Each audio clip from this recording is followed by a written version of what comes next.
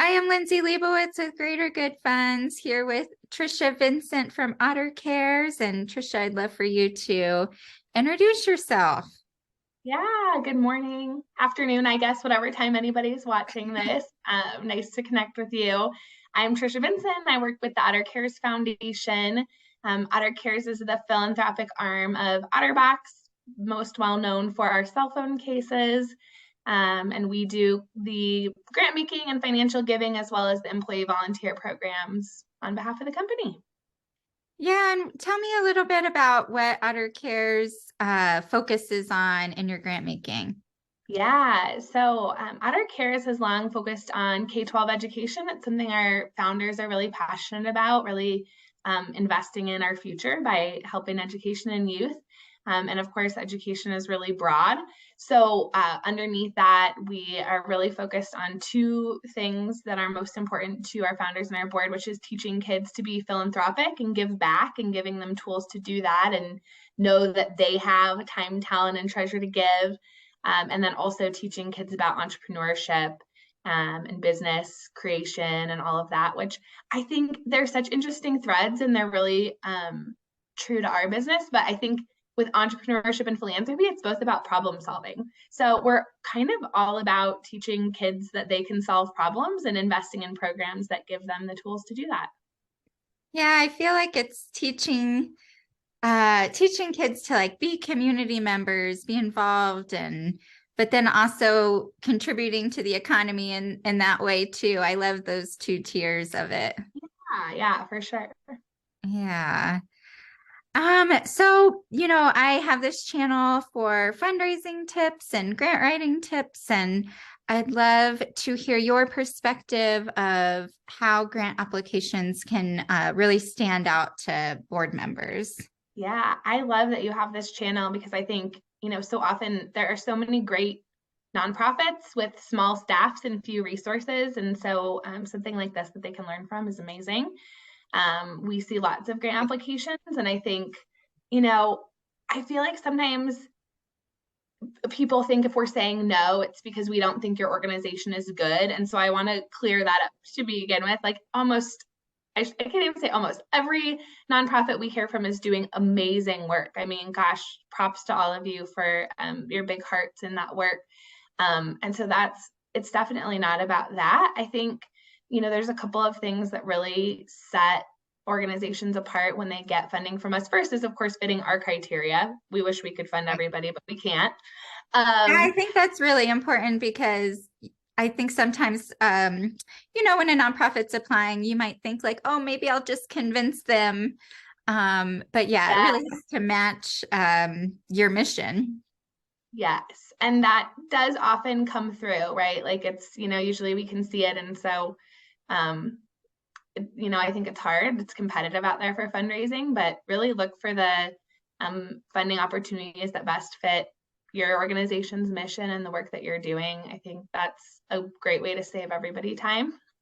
Yes. And then once you find that match, I think, something I see a lot is an organization will be telling us about their program or their program idea and be, so grant applications ask for, what are your goals? Like, what are you trying to accomplish? And it's really common for an organization to answer a question like that with, what I call outputs. And if you've been doing this work for a while, maybe you've seen, a conversation about the difference between outputs and outcomes. But I think when I think about good grant applications and then I think about great applications, the great ones do a really good job of not just outputs, but outcomes. And so to say that in a different way, it's like not just, what are you trying to do, but how are you moving the needle? What are you trying to accomplish? An example that comes to mind for me, so I mentioned we do a lot in K-12 education. So we might have a teacher or a school come to us and say, we want to start this new program in this new class. And our application will say, well, what are your goals with this program? And the grant writer might say, oh, well, we want to have, one of our goals is to have 10 students register the first year and 20 students register the second year and 50 students register the third year. And to me, that's an output. That's like, okay, great. You have students in the class, But the real question that our board wants to know is, what are those students going to do? What are they going to learn?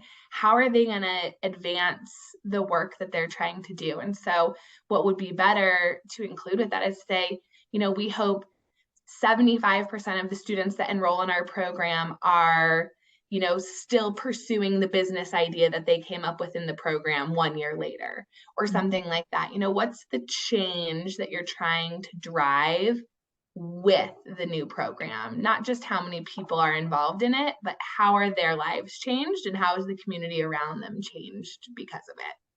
Yeah, like what's that metric that meets the goal versus just Yeah. the data?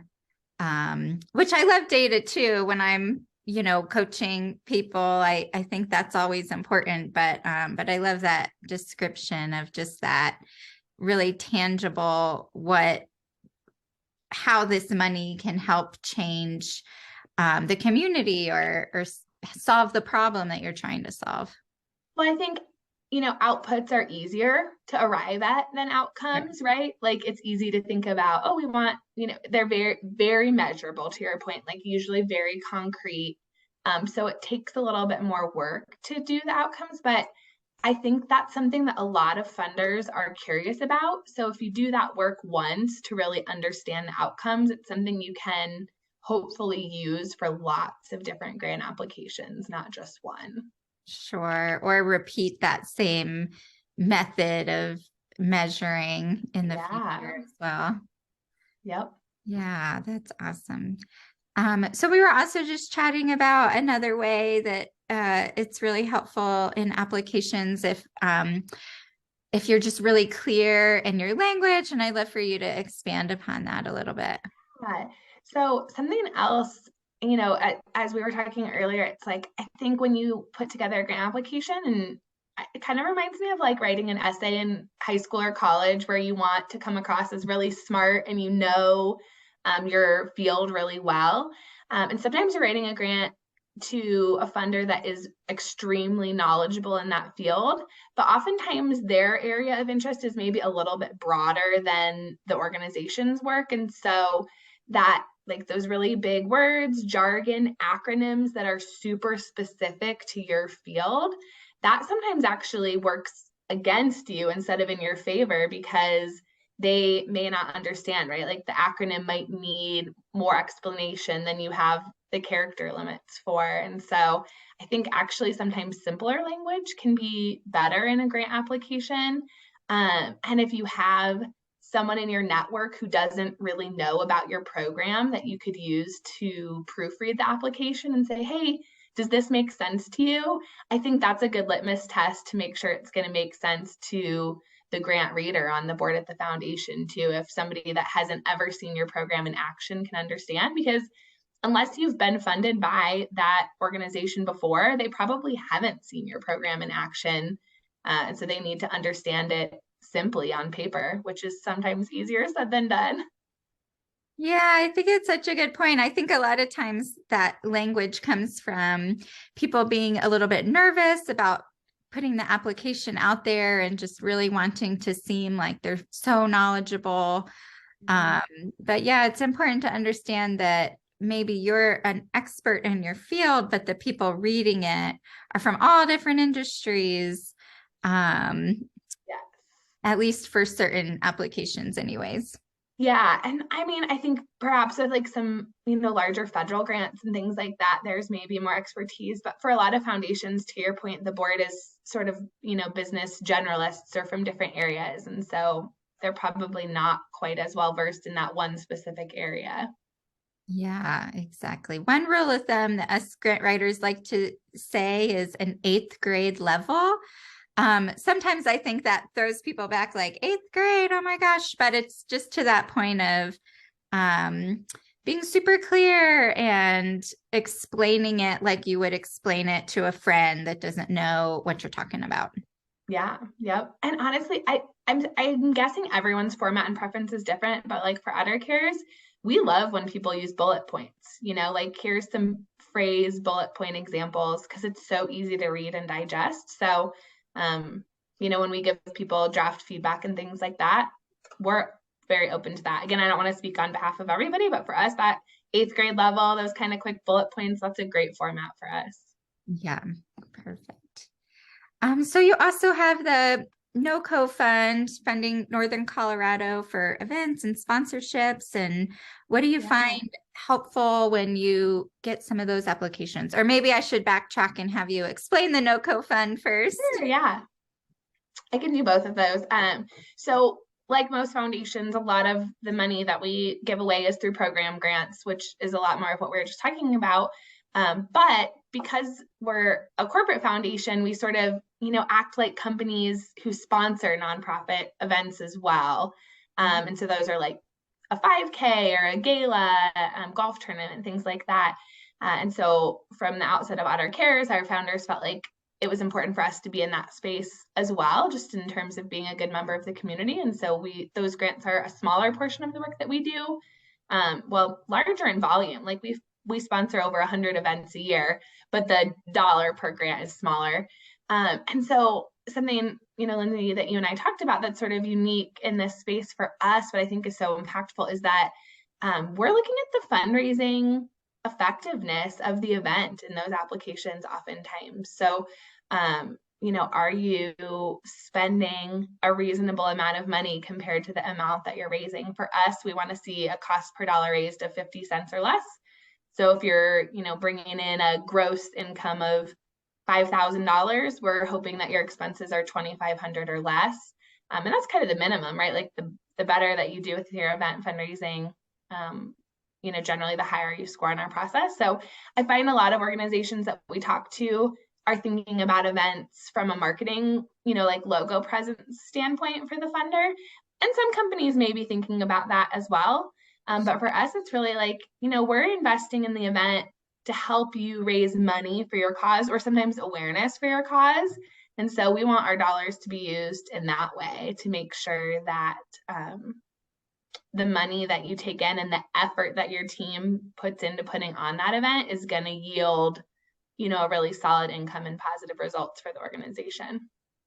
Yeah, I mean, as a funder, you want to know that your money isn't just being used for event expenses, where it's actually being used, maybe perhaps towards the mission or Yes. benefits in some ways. So that's definitely. So something that I've loved working with you in the past is when you were in the more program officer area, that you were really helpful in just guiding the organization through the process and kind of acting as an advocate. So I'd love to hear from you about how a program officer could help an organization.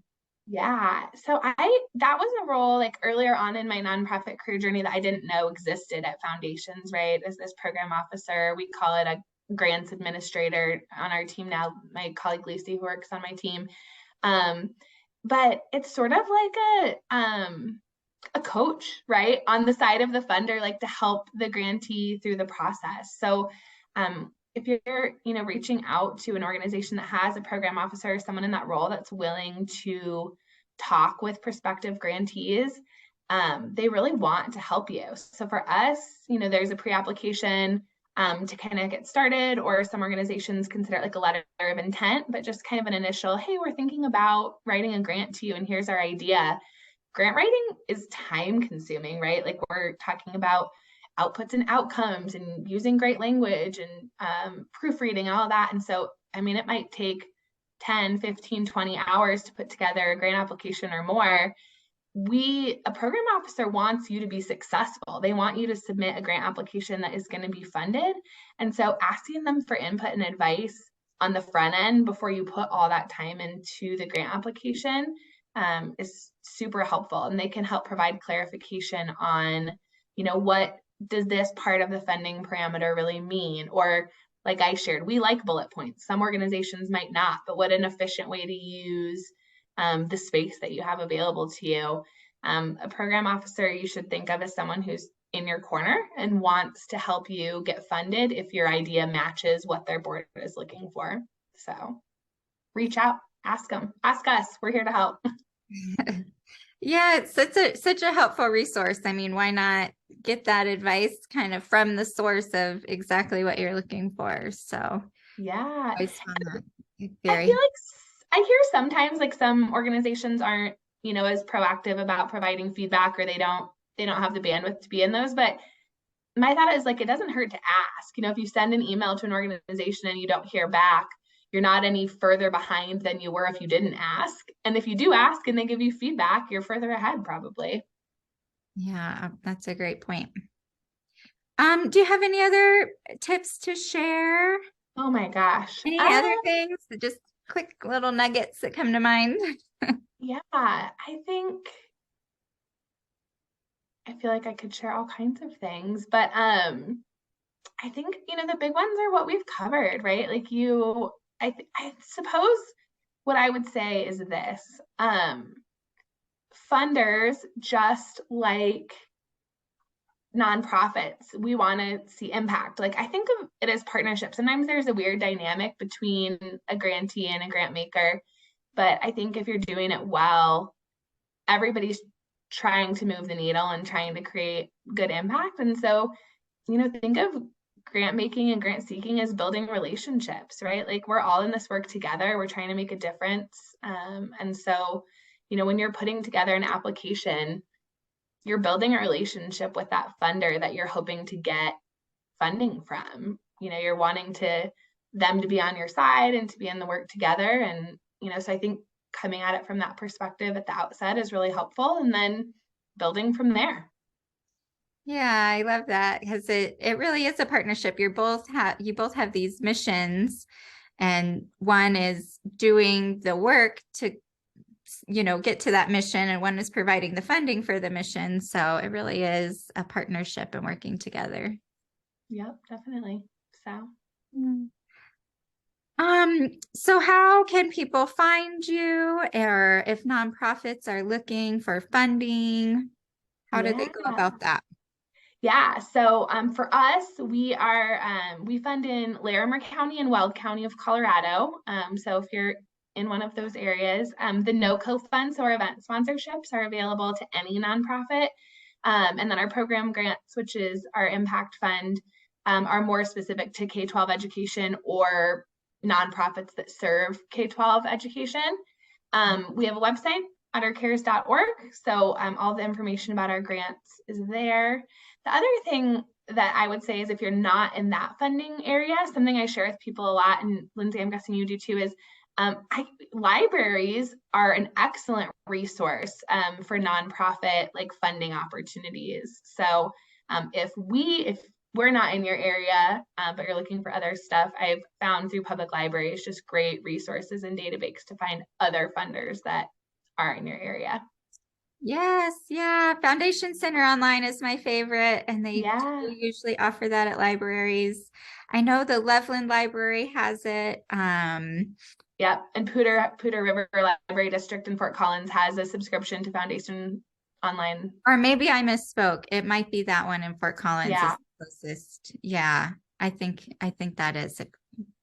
I'm not sure Loveland does have it, so I take that back. Yes, I know it's hard to keep them all. Hard to keep back, but yeah, the library close by that surely offers access to that kind of research. So, but yeah, for us specifically, lots of information on our website, OtterCares.org. And if you think something might fit and you want to know, reach out, and we're happy to, like I said, we're happy to chat about it. It's easy, and if it's not a fit for us, sometimes we know somebody else who it is a fit for that we can point you in the right direction of. Yeah, well, thank you so much. You're such a great resource in the community, and certainly helped a lot of organizations out there. So thank you for having me and for putting together this channel for people. What a great, I've already shared it with a few people, and I'll be sharing it with more because we're all in it together, like I said. Yeah, it's a partnership. Exactly. Well, thanks so much. Thank you.